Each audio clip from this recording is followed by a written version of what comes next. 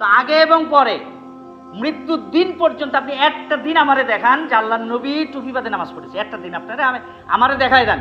অথবা আপনি যেই বক্তার মোবাইলে আলোচনা শুনে আপনি আমল করতেছেন সেই বক্তারে ডেকে নিয়ে কোন বক্তা বলেছে আমার তার দেখার দরকার নেই, সে মক্কার ইমাম হলো, আমি তার মানি না। এটা আল্লাহর নবীর সুন্নাত। আপনার স্পর্ধা হলো কিভাবে যে এটা বাদেই হবে? সাহস পেলেন কোথায় বলেন? আপনি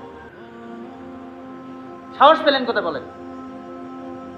ইহুদি, খ্রিস্টান, বৌদ্ধ তারা ক্যাপ ব্যবহার করে, টুপি ব্যবহার করে। ভারতে একজন শিল্পী, বিখ্যাত শিল্পী, আজ থেকে 50 বছর আগে একজন ফেমাস শিল্পী, আমার নামটা স্মরণ নাই, উনি টুপি ব্যবহার করতেন, মোটা টুপি। তো লোকেরা ধরলো যে আপনি হিন্দু, করেন গান, মাথায় থাকে টুপি, এত দামি টুপি আপনি ব্যবহার করেন।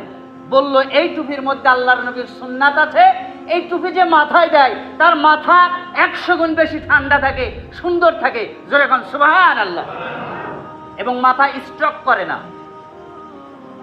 একটা হিন্দু বুঝলো, খ্রিস্টান বুঝলো আল্লাহর নবীর সুন্নাত এটা, আর আপনি এটাকে ছোট করে ফেললেন। আপনি এটাকে ছোট করে ফেললেন। আল্লাহর নবীর এই সুন্নাত আপনার কাছে এতই ভিত্তিহীন হয়ে গেল, আল্লাহর নবীর এই পোশাক আপনার কাছে এতই দামহীন হয়ে গেল, আপনার গেঞ্জির দামই বেড়ে গেল আল্লাহর নবীর সুন্নাতের কাছে,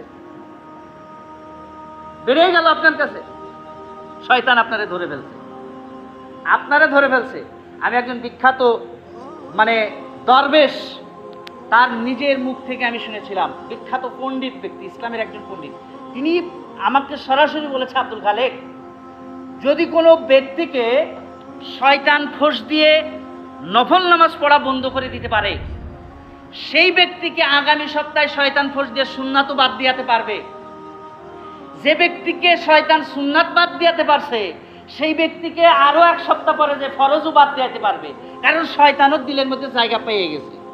আপনি এখন আমাদের আজকে গেঞ্জি তুলে দিয়েছেন না, মাথা থেকে টুপি উঠাইয়ে দিয়েছে না, আপনি এত কাজের ব্যস্ত ফরজ সালাতের পরে দাঁড়ানোর সময় আগে সালাত আদায় করেছেন, সালাম মুনাজাত না করেছেন, না হয়েছে সালাতের আয়াত নাযিল হয়েছে তখনও তিনি সালাত আদায় করেছেন। তো আগে এবং পরে মৃত্যুর দিন পর্যন্ত আপনি একটা দিন আমারে দেখান যে আল্লাহর নবী টুপি বাদে নামাজ পড়েছে, একটা দিন আপনারা আমারে দেখাই দেন। অথবা আপনি যেই বক্তার মোবাইলে আলোচনা শুনে আপনি আমল করতেছেন সেই বক্তারে ডেকে নিয়ে এসে আপনি তারে ফোন দেন, তার কাছে বলেন যে আল্লাহর নবী একটা দিন টুপি বাদে নামাজ পড়ছে, দেখাই দেন আমারে, দেখান। আপনাকে এখন বললে আপনি বলবেন যে না, ওটা জুব্বা পাঞ্জাবি এগুলা হলো আরব দেশের পোশাক, আল্লাহর নবী সেই জন্য করেছে।